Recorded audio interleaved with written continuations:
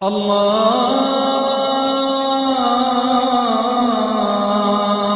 আকবার, আল্লাহু আকবার, আল্লাহু আকবার, আল্লাহু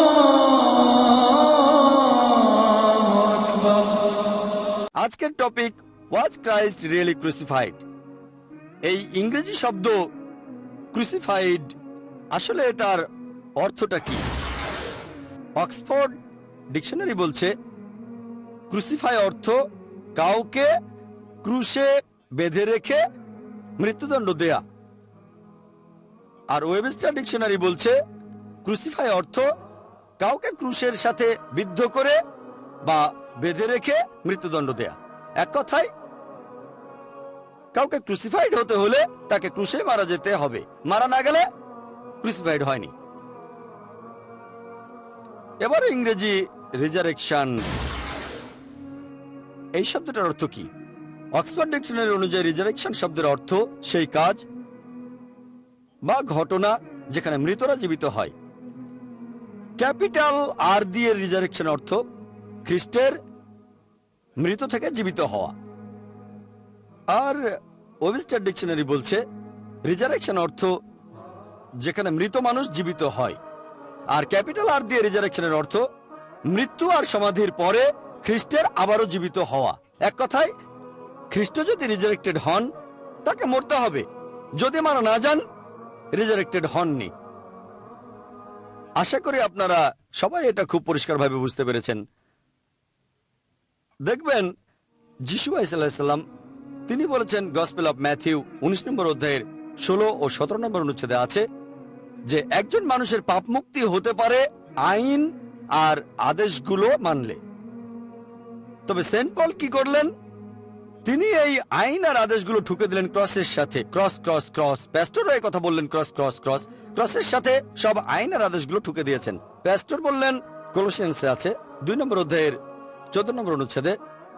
আর পল বলেছেন যে পাপ মুক্তি অর্জন করতে গেলে বিশ্বাস করতে হবে যিশুর মৃত্যু আর পুনরুত্থান সম্পর্কে। তিনি বলেছেন, নিউ টেস্টামেন্ট পড়লে দেখবেন 1 করিন্থিয়ান্স 15 নম্বর অধ্যায়ের 14 অনুচ্ছেদ।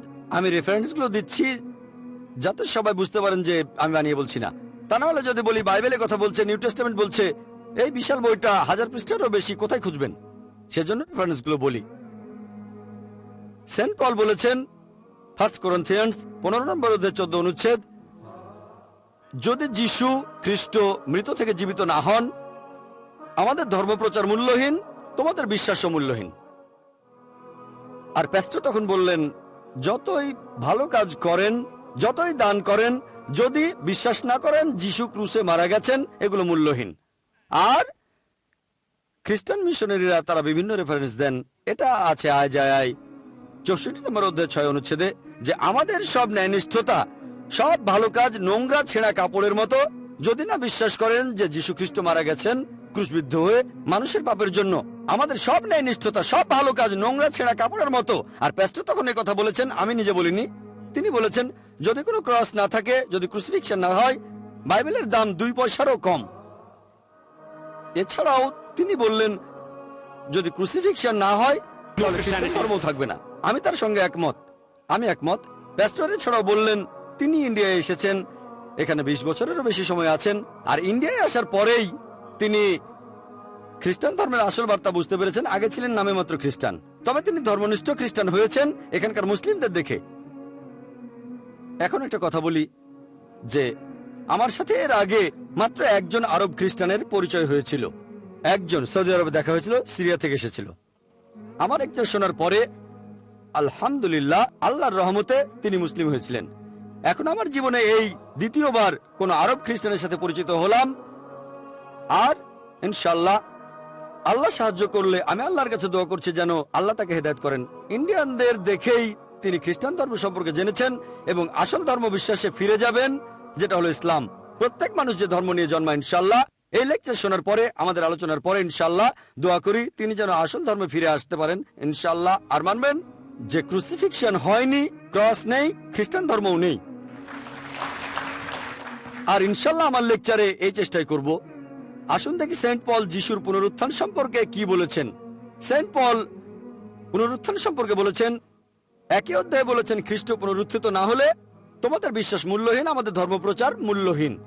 1 Corinthians 15 নম্বর অধ্যায়ের শেষের দিকে আছে। সেন্ট পল বলেছেন 1 Corinthians 15 নম্বর অধ্যায়ের 42 থেকে 44 অনুচ্ছেদে, তিনি বলেছেন যে এ কথাটা মৃত ব্যক্তির পুনরুত্থান সম্পর্কেও খাটে। যেটা রোপিত হয়েছে পাপের মধ্যে তা উত্থিত হয়েছে নিষ্পাপ হয়ে, যেটা রোপিত হয়েছে অসম্মানের মধ্যে তা উত্থিত হয়েছে গৌরবের সাথে, যেটা রোপিত হয়েছে দুর্বলতার মধ্যে তা উত্থিত হয়েছে শক্তিমত্তার সাথে, যেটা রোপিত হয়েছে প্রাকৃতিক শরীর হিসেবে তা উত্থিত হয়েছে আধ্যাত্মিক শরীর হিসেবে। প্রাকৃতিক শরীর এক জিনিস, আধ্যাত্মিক শরীর আরেক জিনিস। তাহলে সেন্ট পলের মতে পুনরুত্থিত মানুষের আধ্যাত্মিক শরীর থাকে। আধ্যাত্মিক শরীর একই কথা বলেছেন তার ঈশ্বর এবং প্রভু যীশু খ্রিস্ট। গসপেল অফ লুক 20 নম্বর অধ্যায়ের 27 থেকে 36 অনুচ্ছেদে এই ঘটনাটা হলো একজন মহিলাকে নিয়ে যার 7 জন স্বামী ছিল। ইহুদিরা তখন যীশু খ্রিস্টের কাছে এসে প্রশ্ন করলো, এটা ইহুদিদের রীতি, কোন লোক এক মহিলাকে বিয়ে করলো, যদি লোকটা মারা যায় কোনো সন্তান না রেখে তার পরের ভাই সেই মহিলাকে তখন বিয়ে করবে, যাতে করে বংশধর আসতে পারে। যদি সেই ভাই মারা যায় কোনো সন্তান না রেখে তৃতীয় ভাই তাকে বিয়ে করবে, এভাবেই চলতে থাকবে। তো ইহুদিরা প্রশ্ন করলো যে এই মহিলা 7 জন ভাইকে বিয়ে করেছে একের পর এক, আর প্রত্যেক ভাই পৃথিবীতে তার স্বামী ছিল, প্রত্যেক ভাই সেই মহিলাকে বিয়ে করেছিল একের পর এক, কিন্তু কোনো সমস্যা ছিল না। কেন? কারণ এক ভাই মারা যাওয়ার পরে আরেক ভাই তাকে বিয়ে করেছিল, কোনো সমস্যা নেই। তারপরে সেই মহিলা মারা গেল। তখন ইহুদিরা যীশু খ্রিস্টকে প্রশ্ন করলো যে পুনরুত্থানের পরে কোন ভাই ওই মহিলার স্বামী হবে। তার মানে পুনরুত্থানের সময় 7 ভাইয়ের প্রত্যেকেই আবার নতুন করে জীবিত হবে, মহিলাও জীবিত হবে, তখন কে তার স্বামী হবে? যীশু খ্রিস্ট তখন তাদের বললেন গসপেল অফ লুক 20 নম্বর অধ্যায়ের 35 ও 36 অনুচ্ছেদে যে যারা পুনরুত্থিত হবে তারা বিয়ে করবে না, কারো সঙ্গে তাদের বিয়ে হবে না। 36 অনুচ্ছেদ বলছে এছাড়াও তারা আর কখনো মরবে না, তারা তখন হবে দেবদূতদের সমান, তার মানে তারা ফেরেশতাদের মতো হবে। পুনরুত্থিত শরীর যেটা হবে আধ্যাত্মিক শরীর, এ কথা কে বলেছে? যীশু খ্রিস্ট বলেছেন। গসপেল অফ লুক 20 নম্বর অধ্যায় 36 অনুচ্ছেদ বলছে, সেন্ট পল বলেছেন 1 Corinthians 15 নম্বর অধ্যায়ের 42 থেকে 44 নম্বর অনুচ্ছেদ বলছে একেবারে স্পষ্ট। এছাড়াও গসপেলগুলোতে এমন একটা অনুচ্ছেদও পাবেন না যেটা বলছে যে যীশু খ্রিস্ট পুনরুত্থিত হয়েছিলেন। সত্যি বলতে আপনারা যদি বাইবেল পড়েন তাহলে দেখবেন, হয়তো সবাই জানেন, সেই তথাকথিত ক্রুসিফিকশনের পরে যীশু খ্রিস্টের শিষ্যরা একটা ঘরে মিলিত হলো। যীশু খ্রিস্ট তখন সেই ঘরে ঢুকলেন। এটা হচ্ছে গসপেল অফ লুক 24 নম্বর অধ্যায়ের 36 অনুচ্ছেদে। ঘরে ঢুকে যীশু তার শিষ্যদের বললেন শালোম, তার মানে তোমাদের উপরে শান্তি বর্ষিত হোক। পরের অনুচ্ছেদ গসপেল অফ লুক 24 নম্বর অধ্যায় 37 অনুচ্ছেদ যে শিষ্যরা তখন খুব ভয় পেয়ে গেল। তারা ভাবলো এটা যিশুর আত্মা। আমি আপনাদের প্রশ্ন করি, যিশুর শিষ্যরা কি জন্য তাকে তখন মনে করেছিল যে তিনি আত্মা? তাকে কি আত্মার মতো দেখাচ্ছিল? আমি যখন খ্রিস্টানদের এই প্রশ্ন করি সবাই উত্তর দিয়েছেন না। উত্তরটা ঠিক, যীশু খ্রিস্টকে তখন আত্মার মতো দেখাচ্ছিল না। ক্রুসিফিকশনের পরে তিনি যখন সে ঘরে গেলেন, তারা কেন ভেবেছিল যে এটা যিশুর আত্মা? এর কারণটা হলো তারা লোকজনের মুখে শুনেছিল যে তাদের প্রভু যীশু খ্রিস্টকে ক্রুশবিদ্ধ করা হয়েছে। তারা লোকজনের মুখে শুনেছিল প্রেতাত্মারা তার আত্মা নিয়ে গেছে, তিনি মারা গেছেন। তারা লোকজনের মুখে এই কথা শুনেছিল যে যীশু খ্রিস্টকে একটা সমাধিতে 3 দিন রাখা হয়েছিল। লোকজনের মুখে। কারণটা জানেন? কারণ তারা নিজের চোখে দেখেনি। সেন্ট মার্ক বলেছেন, গসপেল অফ মার্ক 14 নম্বর অধ্যায়ের 50 অনুচ্ছেদ বলছে যে যিশুর সব শিষ্যরা তাকে ত্যাগ করে পালিয়ে গিয়েছিল। যীশু খ্রিস্টের জীবনের সবচাইতে সংকটময় মুহূর্তে, যখন তাদের প্রয়োজন ছিল সবচেয়ে বেশি, তখন সব শিষ্যই 100%, সেন্ট মার্কের মতে তাদের সবাই 14 নম্বর অধ্যায়ের 50 অনুচ্ছেদ বলছে সবাই যিশুকে ত্যাগ করে পালিয়ে গিয়েছিল। এ কথা কে বলেছে? জাকির নাইক বলেনি। গসপেল অফ মার্ক 14 নম্বর অধ্যায়ের 50 অনুচ্ছেদ বলছে সবাই যিশুকে ত্যাগ করেছিল লোকের মুখে শুনে। সেজন্য তারা ভেবেছিল যে এটা যিশুর আত্মা। তবে যীশু খ্রিস্ট তখন তাদের বললেন, পরের 2 অনুচ্ছেদে আছে গসপেল অফ লুক 24 নম্বর অধ্যায়ের 39 ও 40 নম্বর অনুচ্ছেদে যিশু তার শিষ্যদের বললেন যে তোমরা আমার হাত পা দেখো, এটা তো আমি নিজেই। আমাকে তোমরা ধরে দেখো, আত্মার কোনো রক্তমাংসের শরীর থাকে না, আমাকে এখন যেভাবে দেখছো। তখন তিনি শিষ্যদের তার হাত পা দেখালেন। শিষ্যদের বললেন তোমরা আমার হাত পা দেখো, এটা তো আমি নিজেই। তোমাদের কি হয়েছে? এটা তো আমি তো তোমাদের প্রভু যীশু খ্রিস্ট। তোমরা ভয় পাচ্ছ কেন? আমাকে ধরে দেখো, তোমরা আমার হাত পা দেখো, আত্মার কোনো রক্তমাংসের শরীর থাকে না। যিশু তার হাত পা দেখিয়ে কি প্রমাণ করতে চেয়েছেন? এটা প্রমাণ করতে চেয়েছেন যে তিনি পুনরুত্থিত হয়েছেন, প্রমাণ করতে চেয়েছেন তিনি আত্মা, প্রমাণ করতে চেয়েছেন যে তিনি আসলে আত্মা নন, তিনি পুনরুত্থিত হননি। পরের দুটো অনুচ্ছেদ গসপেল অফ লুক 24 নম্বর অধ্যায়ের 41 নম্বর ও 42 নম্বর অনুচ্ছেদে বলা হয়েছে শিষ্যরা খুব খুশি হলো, তারা আনন্দিত হলো। প্রথমে ভেবেছিল যিশু মারা গেছে, এখন দেখলো তিনি বেঁচে আছেন, জলজ্জান্ত। তাদের সামনে যীশু খ্রিস্ট দাঁড়িয়ে আছেন, তারা খুশি। যীশু খ্রিস্ট তখন তার শিষ্যদের বললেন যে তাদের কাছে কি কোনো খাবার আছে? তারা তখন তাকে খেতে দিল এক টুকরো ঝলসানো মাছ আর অল্প একটু মধু। যিশু তাদের সামনে সেই খাবারগুলো খেলেন প্রমাণ করার জন্য যে তিনি পুনরুত্থিত হয়েছেন, প্রমাণ করতে যে তিনি আত্মা, এটা প্রমাণ করতে যে তিনি মানুষ। তাদের সামনে তিনি সেই খাবারগুলো খেলেন, এক টুকরো ঝলসানো মাছ আর মধু, প্রমাণ করতে যে তিনি পুনরুত্থিত হননি, তিনি আত্মা নন, বরং তিনি একজন রক্তমাংসে জলজান্ত মানুষ। পুনরুত্থান না থাকলে ক্রুসিফিকশন নেই, খ্রিস্টান ধর্মও নেই। আপনাদের হয়তো মেরি ম্যাগডালিনের সেই গল্পটা মনে আছে, যখন তিনি তৃতীয় দিন যীশু খ্রিস্টের সমাধিতে গেলেন। এটা হচ্ছে গসপেল অফ জনে 20 নম্বর অধ্যায়ের 1 অনুচ্ছেদে। এছাড়াও হচ্ছে গসপেল অফ মার্কে 16 নম্বর অধ্যায়ের 2 অনুচ্ছেদে, যে সেটা ছিল সপ্তাহের প্রথম দিন, অর্থাৎ দিনটা ছিল রবিবার। ইহুদিদের সাবাথের দিন হলো শনিবার, তাহলে সপ্তাহের প্রথম দিন রবিবার। তাহলে সেই সপ্তাহের প্রথম দিন মেরি ম্যাগডালিন সমাধির কাছে গেলেন। এখন মেরি ম্যাগডালিন কেন তৃতীয় দিনে সমাধিতে যাবেন? যেহেতু তাদের মতে যীশুখ্রিস্ট আগেই মারা গেছেন, তাহলে সেখানে যাওয়ার প্রয়োজন কি? এর উত্তরটা দেওয়া আছে 1 নম্বর অনুচ্ছেদে, গসপেল অফ মার্কের 16 নম্বর অধ্যায়ের 1 অনুচ্ছেদে, যে মেরি ম্যাগডালিন যীশুখ্রিস্টকে মেসেজ করতে গিয়েছিলেন। অ্যানোয়েন্ট, ইংরেজি শব্দ অ্যানোয়েন্ট, আর মূল হিব্রু শব্দটা হলো মাসাহা, অর্থ মেসেজ করা, মালিশ করা, তেল মাখানো। আর এই শব্দটা থেকে আরবি ভাষায় শব্দটা এসেছে মসি, আর হিব্রু ভাষায় এই শব্দটা হলো মেসায়া, যাকে মালিশ করা হয়। এটাকে যদি গ্রিক ভাষায় অনুবাদ করেন সেটা হবে ক্রাইস্টস। এখান থেকে ইংরেজি শব্দটা এসেছে ক্রাইস্ট, যাকে মালিশ করা হয়।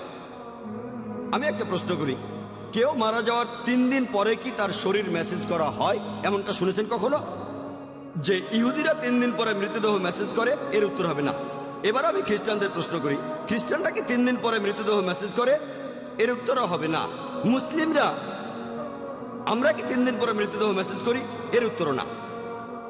তাহলে যীশু খ্রিস্ট মারা যাওয়ার 3 দিন পরে মেরি ম্যাগডালিন কেন সেই সমাধিতে যাবেন? কারণটা জানেন? কারণ মেরি ম্যাগডালিন এবং জোসেফ অফ অ্যারামেথিয়া আর নিকোডিমাস তারা যিশুর মৃতদেহকে গোসল করিয়েছিলেন।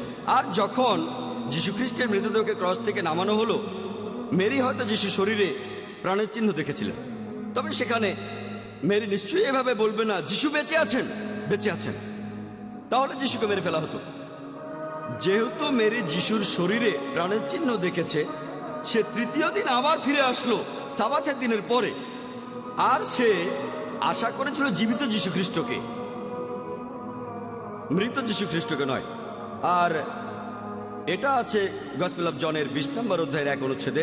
এছাড়াও গসপেল অফ মার্ক 16 অধ্যায়ের 4 অনুচ্ছেদে, যে মেরি দেখলো পাথরটা সরানো হয়েছে। যে কাপড়টা দিয়ে যীশু খ্রিস্টকে জড়ানো হয়েছিল সেটা খোলা অবস্থায় একপাশে পড়ে আছে। এখন প্রশ্ন হলো, পাথরটা সরানোর প্রয়োজন কি? আর মৃতদেহ জড়ানোর যে কাপড়টা সেটাই বা একপাশে পড়ে থাকবে কেন? যদি যীশু খ্রিস্ট পুনরুত্থিত হতেন আধ্যাত্মিক শরীর হিসেবে, তাহলে সেই আত্মার বের হওয়ার জন্য সেই সমাধিকক্ষের পাথরটা সরানোর কোনো প্রয়োজন ছিল? কোনো আত্মাকে তো দরজা খুলে ঢুকতে হয় না, বের হতে হয় না, পাথর সরানোর দরকার নেই। তারপরও সরানো ছিল কেন? আত্মা যদি চলে যেতে চায় তাহলে কি তার শরীরে জড়ানো কাপড়টা খুলে নিতে হবে? কোনো প্রয়োজন নেই। কিন্তু রক্ত মাংসের শরীর হলে সমাধিকক্ষের মুখে যে পাথরটা আছে সেটা সরাতে হবে, শরীরে জড়ানো কাপড়টা খুলে ফেলতে হবে।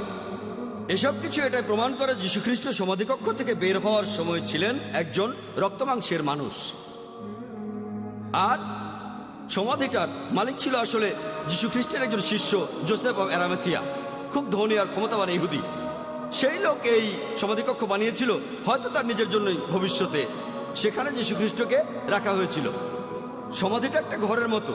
আর জিম বিশপের কথা অনুযায়ী তিনি বলেছেন, বাইবেল বলেনি জিম বিশপ, তিনি বলেছেন সমাধিকক্ষটা আয়তন বেশ বড় ছিল, 5 ফুট চওড়া, উচ্চতা ছিল 7 ফুট আর লম্বা ছিল 15 ফুট। কারোর জন্য এত বড় সমাধিকক্ষের প্রয়োজনটা কি? কারণ সেই লোকটাকে প্রয়োজন হলে সাহায্য করা যাবে। বোম্বেতে আপনারা ছোট ছোট রুম দেখবেন, খুব বেশি হলে 75 স্কোয়ার ফিট। বোম্বেতে 75 স্কোয়ার ফিটের ঘর বেশ বড়। এই ঘরে 5-6 জন লোক থাকতে পারে বোম্বে। এখানে জায়গার দাম অনেক বেশি। 75 স্কোয়ার ফিট দেখবেন সেখানে 4-5 জন মানুষ থাকে। তাহলে এই ঘরে প্রয়োজন হলে সাহায্য করা যাবে। এখন আধ্যাত্মিক শরীরকে সাহায্য করার প্রয়োজনটা কি? আত্মার তো সাহায্যের প্রয়োজন হয় না। তারা সাহায্য করতে চেয়েছিল আসলে জীবিত মানুষকে। বাইবেল পড়লে দেখবেন গসপেল অফ জন 20 নম্বর অধ্যায়ের 15 অনুচ্ছেদে যিশু কথা বলছেন মেরি ম্যাগডালিনের সাথে। পৃথিবী থেকেই, মেরির পাশ থেকে, স্বর্গ থেকে না। যিশু দেখলেন যে মেরি কাঁদছেন। যিশু কাছে এসে বললেন, মহিলা, তুমি কাঁদছো কেন? কাকে খুঁজছো? তিনি ভালোভাবে জানতেন মেরি কাঁদছে কেন, তারপর জিজ্ঞেস করলেন।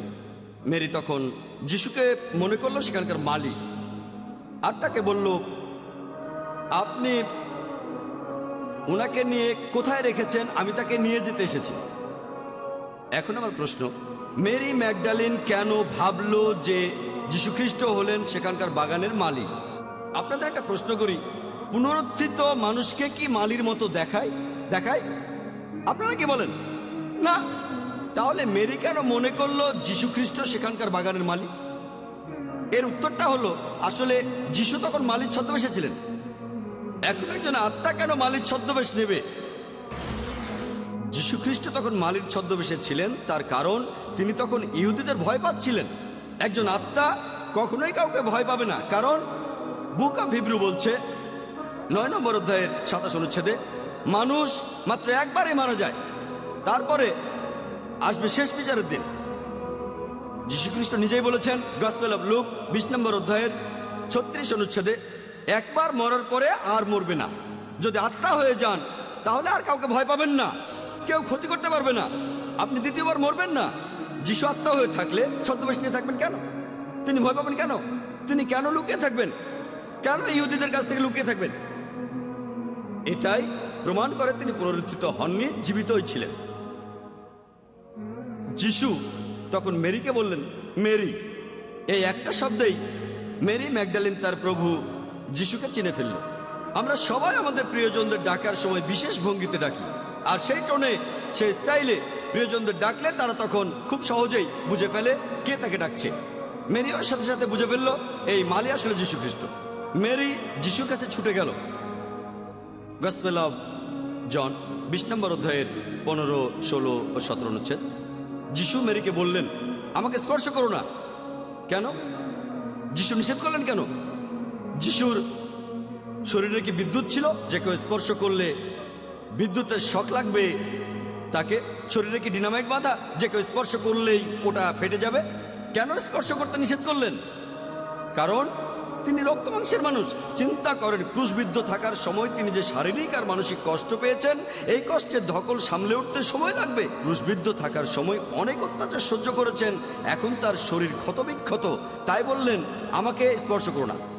তারপর আরো বললেন গসপেল অফ জন 20 নম্বর অধ্যায়ের 17 অনুচ্ছেদে, আমি এখনো আমার পিতার কাছে ফিরে যাইনি। তার অর্থ কি? তার মানে তিনি তখনও মারা যাননি। যীশুখ্রিস্ট মেরি ম্যাগডালেনকে একেবারে স্পষ্ট করে বললেন যে তিনি তখনও পুনরুত্থিত হননি। এটাই প্রমাণ তিনি জীবিত ছিলেন। বাইবেলে আরো আছে গসপেল অফ মার্ক 16 নম্বর অধ্যায়ের 11 অনুচ্ছেদে যে যিশুর শিষ্যরা তারা শুনেছিল যে তাদের প্রভু যীশুখ্রিস্ট বেঁচে আছেন। তাদের জানিয়েছিল মেরি ম্যাগডালিন, কিন্তু তারা বিশ্বাস করেনি। ইহুদিদের একটা বদ অভ্যাস ছিল, তারা অবান্তর প্রশ্ন করত, নবীদের ঝামেলায় ফেলতো। কোরআনের কথা বলছে, বাইবেলও বলছে মুসাকে অবান্তর প্রশ্ন করেছিল, তাকে ঝামেলায় ফেলেছিল, মুসাকে অপদস্থ করেছিল, যিশুর সাথে একই কাজ করেছিল। এছাড়াও গসপেল অফ ম্যাথিউ আছে 12 নম্বর অধ্যায়ের 38 অনুচ্ছেদে ইহুদিরা যীশু খ্রিস্টের কাছে এসে বলল, প্রভু, রাবাই, যার অর্থ প্রভু, আপনি আমাদের একটা নিদর্শন দেখান। নিদর্শন মানে অলৌকিক কিছু, অলৌকিক। যীশু খ্রিস্ট যেসব ভালো কাজ করেছিলেন সেগুলো দেখেও তারা সন্তুষ্ট হতে পারছে না, তারা নিদর্শন দেখতে চাইলো, অলৌকিক কাজ দেখতে চাইলো। যেমন ধরেন, হয়তো আকাশে উড়ে বেড়ানো, পানির উপরে হেঁটে বেড়ানো, অথবা জ্বলন্ত কয়লার উপরে হাঁটা, তারা সাইন দেখতে চাইলো। এখানে সাইন মানে ল্যাম্পপোস্টের সাইন না, রাস্তায় বিভিন্ন রকম সাইন দেখা যায় তেমন সাইন না। এখানে সাইন মানে অলৌকিক কিছু। আর বাইবেলের নতুন ইন্টারন্যাশনাল ভার্সনে বলা আছে এটা অলৌকিক নিদর্শন। ইহুদিদের কথার উত্তরে যিশু কি বললেন? তিনি কি উত্তর দিলেন? পরের অনুচ্ছেদে গসপেল অফ ম্যাথিউ 12 নম্বর অধ্যায়ের 39-40 অনুচ্ছেদে বলছে, তোমরা হচ্ছ অপরাধী আর ব্যভিচারী জাতি, তোমরা নিদর্শন দেখতে চাও, অলৌকিক কিছু দেখতে চাও, কোনো নিদর্শন দেখানো হবে না, শুধু ইউনুসের নিদর্শন বাদে। যেভাবে ইউনুস 3 দিন আর 3 রাত ধরে তিমি মাছের পেটে ছিলেন, সেই একইভাবে মানুষের পুত্র থাকবেন 3 দিন ও 3 রাত এই পৃথিবীর বুকের ভেতর। যীশু খ্রিস্ট তাদের এই কথা বলেননি যে তোমরা সেই অন্ধলোককে দেখো যাকে আমি সুস্থ করে দিয়েছিলাম, তোমরা সেই মহিলাকে জিজ্ঞেস করো যে আমাকে স্পর্শ করে সুস্থ হয়েছিল। 2000 শুকর মেরে প্রেতাত্মায় আচ্ছন্ন একজনকে সারানোর কথাও তিনি বলেননি। 5000 লোককে একটা মাছ খাইয়েছিলেন, অথবা 3000 লোককে একটা রুটি খাইয়েছিলেন, এ কথাও বলেননি। তিনি বললেন কোনো নিদর্শন দেখানো হবে না ইউনুসের নিদর্শন বাদে। যীশু খ্রিস্ট তার অলৌকিক কাজ সেটাকে এক কথায় বলে দিলেন, সেটা ইউনুসের নিদর্শন। আর কোন লোক যদি ইউনুসের নিদর্শনটা জানতে চান, তাকে বাইবেল সম্পর্কে বিশেষজ্ঞ হতে হবে না, তাকে হতে হবে না কোনো ডক্টর অফ ডিভিনিটি, কারণ এগুলো আমরা স্কুল থেকেই জানি। আর সব দেশেই, এমনকি ইন্ডিয়াতেও, হয়তো আপনি একজন খ্রিস্টান অথবা মুসলিম অথবা হিন্দু, কোনো না কোনোভাবে পড়েছেন, হয়তো কমিক্সে অথবা উপদেশমূলক গল্পে ইউনুসের নিদর্শন, তিমির পেটে ইউনুস, সবাই জানে। তবে আপনি যদি ইউনুসের নিদর্শনটা পড়তে চান, পবিত্র বাইবেলে এই বিশাল বইয়ে ইউনুসের নিদর্শন, এটা 2 পৃষ্ঠারও কম, 1.5 পৃষ্ঠা চাইতেও কম। আপনাদের বোঝার জন্য এই পৃষ্ঠাটার একটা কপি দেখাচ্ছি। এই বইটা 1.5 পৃষ্ঠা চাইতেও ছোট, 1.5 পৃষ্ঠারও কম, মাত্র 4টা অধ্যায়। আর এই 1000 পৃষ্ঠার বিশ্বকোষে এই অধ্যায়টা খুঁজে পাওয়া খুবই কঠিন। তবে আপনারা সবাই গল্পটা মোটামুটি জানেন যে মহান ঈশ্বর তিনি তার নবীকে বললেন, ইউনুস আলাইহিস সালামকে, নিনেভ শহরের মানুষদের কাছে মহান ঈশ্বরের বাণী প্রচার করো। কিন্তু ইউনুস বললেন, নিনেভ শহর, ওখানে মানুষ খুব খারাপ, ঈশ্বরের বাণী তো তারা মেনে চলবে না। আর ভাবলেন তারা আমাকে নিয়ে হাসি ঠাট্টা করবে, আমার সময়টা নষ্ট হবে। তিনি তাই জপায় গেলেন, আর সেখান থেকে জাহাজে করে টারশিসে গেলেন। কিন্তু জাহাজে ওঠার পর প্রচণ্ড ঝড় শুরু হলো। আর তখনকার দিনে নাবিকদের মধ্যে একটা কুসংস্কার প্রচলিত ছিল যে জাহাজে যাওয়ার পর যদি ঝড় শুরু হয়, এটার কারণ হলো কেউ একজন ঈশ্বরকে অমান্য করেছে। তারা তখন বের করার চেষ্টা করত যে কে এই ঘটনার জন্য দায়ী। তারা দায়ী লোককে লটারি করে বের করত। এখানে যখন লটারি করা হলো, দেখা গেল ইউনুসই এর জন্য দায়ী। আর ইউনুস আলাইহিস সালাম আল্লাহর প্রেরিত নবী ছিলেন। তিনি মানলেন আর বললেন, দেখো, এসব কিছুর জন্য আমি দায়ী। মহান ঈশ্বর আমাকে নিনেভ শহরে যেতে বলেছিলেন, কিন্তু আমি জোপা থেকে এখন টারশিসে যাচ্ছি, পালিয়ে যাচ্ছি, আমি অন্যায় করেছি, তোমরা আমাকে ধরে সাগরে ফেলে দাও। কিন্তু তারা বলল, এই লোক কি ধার্মিক লোকটা, কেন আমরা তাকে মেরে ফেলবো? তারা জাহাজ সরিয়ে নেওয়ার চেষ্টা করলো, কিন্তু কিছুই করা গেল না, তখনও ঝড় চলছে। ইউনুস বললেন, তোমরা আমাকে ধরে সাগরে ফেলে দাও। শেষে তারা রাজি হলো আর ইউনুসকে সাগরে ফেলে দিল। সাগরে ফেলে দেওয়ার পরে ঝড়টা থেমে গেল। হয়তো কাকতালীয় ঘটনা। কিছুক্ষণ পরে একটা বড় মাছ, একটা তিমি মাছ এসে ইউনুস আলাইহিস সালামকে গিলে ফেললো। ইউনুস আলাইহিস সালাম তিমি মাছের পেটে বসে দোয়া পড়তে লাগলেন। ইউনুস আলাইহিস সালামকে সেই মাছটা 3 দিন 3 রাত পেটে নিয়ে সাগরে ঘুরলো, তারপর সাগর পাড়ে বমি করে তাকে ফেলে দিল। যীশু খ্রিস্ট নিদর্শন সম্পর্কে ইহুদিদের কি বলেছিলেন? যে তোমাদের কোনো নিদর্শন দেখানো হবে না, শুধু ইউনুসের নিদর্শন বাদে। আর ইউনুস নবী যেভাবে 3 দিন আর 3 রাত ধরে তিমি মাছের পেটে ছিলেন, সেই একইভাবে মানুষের পুত্র 3 দিন আর 3 রাত ধরে পৃথিবীর বুকের ভেতরে থাকবেন। আমি আপনাদের একটা প্রশ্ন করি, ইউনুসকে সাগরে ফেলে দেওয়ার সময় তিনি জীবিত ছিলেন না মৃত? উত্তর দেওয়ার আগে আপনাদের জন্য সহজ করে দেই। ইউনুস আলাইহিস সালাম নিজে থেকেই বলেছিলেন যে আমি অপরাধী, এজন্য আমি দায়ী, আমাকে সাগরে ফেলে দাও। কেউ রাজি না হলে হয়তো তার পাটা ভেঙে ফেলবেন, হয়তো ভাঙবেন তার ঘাড়, হয়তো হাত মুচড়ে দেবেন, কিন্তু ইউনুস নিজেই বলেছিলেন তাই এসবের প্রয়োজন ছিল না, শুধু সাগরে ফেলে দিয়েছিল। আপনাদের আরেকটা প্রশ্ন করি, ইউনুসকে সাগরে ফেলার সময় তিনি জীবিত ছিলেন নাকি মৃত? জীবিত। তিমি মাছ এসে তাকে গিলে ফেললো, তখন তিনি জীবিত না মৃত? জীবিত। আল্লাহর কাছে তিনি দোয়া করেছিলেন তিমির পেটের ভেতরে থেকে, তখন জীবিত না থাকলে প্রার্থনা করতে পারতেন, তখন জীবিত না মৃত? জীবিত। তিমিটা ইউনুসকে নিয়ে 3 দিন 3 রাত ধরে সাগরে ঘুরলো, জীবিত না মৃত? জীবিত। তিমিটা সাগর পারে বমি করে তাকে বের করে দিল, জীবিত না মৃত? জীবিত। জীবিত জীবিত জীবিত জীবিত। যখন কোনো লোককে জাহাজ থেকে সাগরে ফেলা হয় তার মরে যাওয়ার কথা, মারা গেলে অলৌকিক হবে না, যদি বেঁচে থাকেন অলৌকিক। তিমি মাছ তাকে গিলে ফেললো, মারা যাওয়ার কথা, কিন্তু তিনি মরেননি, এটা অলৌকিক। 3 দিন 3 রাত গরমে আর অক্সিজেনের অভাবে সেই তিমি মাছের পেটে তার মরে যাওয়ার কথা, কিন্তু তিনি মরেননি, এটা অলৌকিক। একই সাথে অনেকগুলো অলৌকিক ঘটনা, ঘটনাটা খুবই অলৌকিক। যিশু বলেছেন ইহুদিদের যেভাবে ইউনুস ছিলেন 3 দিন 3 রাত, সেভাবে মানুষের পুত্র থাকবে 3 দিন 3 রাত। যেভাবে ইউনুস নবী 3 দিন 3 রাত তিমির পেটে ছিলেন, সেই একইভাবে ঈশ্বরের পুত্র 3 দিন 3 রাত পৃথিবীর বুকে থাকবেন। ইউনুস ছিলেন জীবিত। কিন্তু যখন এই প্রশ্নটা করি আমার খ্রিস্টান ভাইদের, তারা আসলে আমাদের ভাই, আমাদের জ্ঞাতি ভাই, যেভাবেই বলেন আমরা জ্ঞাতি ভাই, আমি খ্রিস্টান ভাইদের প্রশ্ন করি যে আপনাদের বিশ্বাস অনুযায়ী যিশু সমাধিকক্ষে কিভাবে ছিলেন? সবাই আমাকে বলেছে তিনি তখন মৃত, যিশু তখন মৃত। আপনাদের প্রশ্ন করি, ইউনুস ছিলেন জীবিত, অন্যদিকে যিশু খ্রিস্ট ছিলেন মৃত। তাহলে যিশু খ্রিস্ট কি ইউনুসের মতোই হলেন নাকি হলেন না? একরকম না আলাদা? আলাদা। তাহলে যিশুর ভবিষ্যৎবাণীটা আসলে সত্যি সত্যি ঘটেনি। তিনি নিজেই নিদর্শনের কথা বলেছেন, কোন নিদর্শনই দেখানো হবে না ইউনুসের নিদর্শন বাদে। আর তার এই ভবিষ্যৎবাণী বাস্তবে ফলেনি। ভবিষ্যৎবাণীটা সত্যি হতে গেলে যীশু খ্রিস্টের থাকা উচিত জীবিত। আমার লেকচার আমি আগেও বলেছি তিনি ছিলেন জীবিত। তা না হলে নবী যীশু খ্রিস্টকে বলতে হয় মিথ্যাবাদী, নাউজুবিল্লাহ।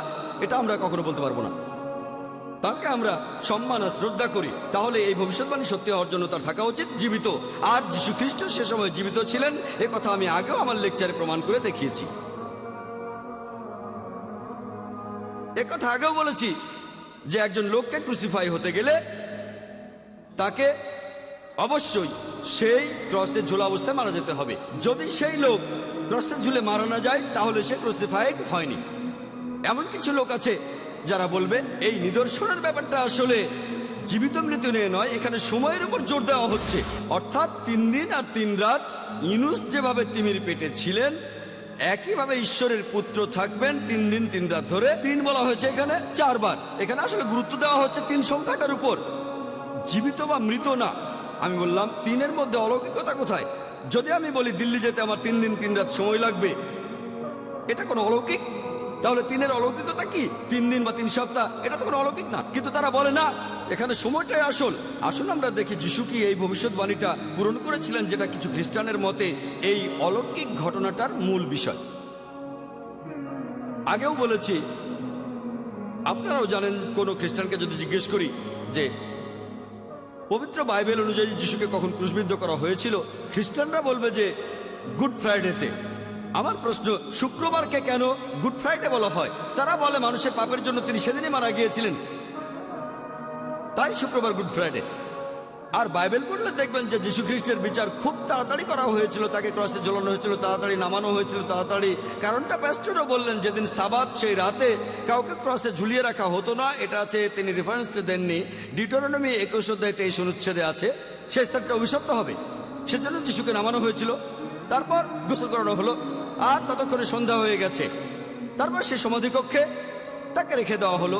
আর গসপেল অফ জন 20 অধ্যায়ের 1 অনুচ্ছেদে আছে যে সপ্তাহের প্রথম দিনে রবিবার সকালে দেখা গেল সমাধিতে কেউ নেই, দেখলো মেরি ম্যাগডালিন। তাহলে অনুমান করা যায় যিশু সেই সমাধিকক্ষে ছিলেন শুক্রবার রাতে। অনুমানের কথা বললাম কেন? কারণ বাইবেলে বলা নেই কখন যিশু সমাধি ছেড়ে চলে গেছেন। হয়তো তিনি গেছেন শুক্রবার গভীর রাতে বা শনিবার সকালে, কিছু বলা নেই। তাই এটা আমরা অনুমান করে নিচ্ছি যিশু রবিবার সকালে সেখান থেকে বেরিয়ে গেছেন। তাহলে যিশু সেই সমাধিতে ছিলেন শুক্রবার রাতে, এটা অনুমান। এরপর সেই সমাধিতে ছিলেন শনিবার সকালে, এটাও অনুমান। যিশু খ্রিস্ট সমাধিকক্ষে ছিলেন শনিবার রাতে, এটা অনুমান। রবিবার সকালে সমাধিকক্ষটা ফাঁকা, তাহলে যিশু সেখানে ছিলেন 2 রাত 1 দিন। কিন্তু বলা হয়েছিল 3 দিন 3 রাত, 3 দিন আর 3 রাত। ইউনুস নবী যেভাবে তিনি মাছের পেটে ছিলেন, সেই একইভাবে ঈশ্বরের পুত্র পৃথিবীর বুকের ভেতরে থাকবেন 3 দিন আর 3 রাত। কিন্তু যীশু খ্রিস্ট সে সমাধিতে ছিলেন 1 দিন 2 রাত। 3 দিন 3 রাত আর 1 দিন 2 রাত, এই দুটো সময় কি এক? এই দুটো সময় কি এক? না। তাহলে তারা যে সময়ের উপর গুরুত্ব দেয় সেটাও আসলে বাস্তবে ফলেনি। তাহলে ঘটনাটা দাঁড়ালো যীশু খ্রিস্ট তখন জীবিত ছিলেন। কাউকে তখনই ক্রুসিফাইড বলা হয় যদি সে ক্রসেই মারা যায়। প্যাস্টর যখন আবার কথা বলতে আসবেন তখন তার সুবিধার জন্য আমি কিছু প্রমাণ দেখাবো যে যীশু ক্রুসিফাই হননি, তিনি পুনরুত্থিত হননি, তিনি জীবিতই ছিলেন। আর জীবিত থাকলে ক্রুসিফিকশনও হয়নি, পুনরুত্থানও হয়নি। যিশুকে ক্রুসে ঝুলানোর পরে খুব তাড়াতাড়ি নামানো হয়েছিল, 3 ঘন্টা পরে। 3 ঘন্টায় ক্রসে কেন মারা যাওয়া কঠিন, তাই যিশু ছিলেন জীবিত। যখন তাকে নামানো হলো, ক্রুশবিদ্ধ 2 জন তারা বেঁচে ছিল, প্রমাণ করে যে যিশুও বেঁচে ছিলেন। 2 নম্বর পয়েন্ট। 3 নম্বর পয়েন্ট, তার পা দুটো ভাঙা হয়নি। মৃতের কাছে তার পায়ের কোনো দাম নেই, প্রমাণ করে যে তিনি জীবিত ছিলেন। 4 নম্বর পয়েন্ট হচ্ছে পাথরটা সরানো হয়েছিল আর গায়ে জড়ানো কাপড়টা খোলা হয়েছিল, এতে প্রমাণ হয় যে তিনি জীবিত ছিলেন। 5 নম্বর পয়েন্ট, যে তিনি মালির ছদ্মবেশ নিয়েছিলেন। কেন? কারণ তিনি জীবিত ছিলেন, তাই ইহুদিদের কাছ থেকে লুকিয়েছিলেন। 6 নম্বর পয়েন্ট, সমাধিটা বেশ বড় ছিল, অনেক বড় রুম। মৃত একজন লোকের জন্য এত বড় ঘরের প্রয়োজনটা কি? তাহলে যীশু খ্রিস্ট ছিলেন জীবিত। 7 নম্বর পয়েন্ট, যে যখন মেরি ম্যাগডালেন যীশু খ্রিস্টের কাছে গেল, যীশু তাকে বললেন আমাকে স্পর্শ করো না। কেন? কেন? তিনি রক্ত মাংসের মানুষ, তিনি জীবিত ছিলেন, তার ব্যথা লাগবে, যন্ত্রণা পাবেন তিনি, এতে প্রমাণ হয় তিনি জীবিত ছিলেন। যিশু তখন মেরিকে বলেছিলেন যে আমি এখনো আমার পিতার কাছে ফিরে যাইনি, তার মানে তিনি ছিলেন জীবিত। 9 নম্বর পয়েন্ট, মেরি ম্যাগডালিন তখন যীশু খ্রিস্টকে দেখে ভয় পাননি। 10 নম্বর পয়েন্ট, যে সেই উপরের রুমে যিশু তার হাত পা দেখিয়েছিলেন, প্রমাণ করতে যে তিনি আত্মা নন বরং তিনি মানুষ। 11 নম্বর পয়েন্ট, যে শিষ্যরা তাকে দেখে খুশি হয়েছিল। কেন? তারা ভেবেছিল যিশু মারা গিয়ে আত্মা হয়েছেন, তারা খুব খুশি হয়েছিল কারণ তিনি জীবিত। 12 নম্বর পয়েন্ট, যিশু সেখানে 1 টুকরো সেদ্ধ মাছ আর মধু খেলেন, প্রমাণ করতে যে তিনি জীবিত। তার শিষ্যরা শুনেছিল মেরি ম্যাগডালিনের কাছে যে তিনি জীবিত। 14 নম্বর পয়েন্ট, ইউনুসের নিদর্শন।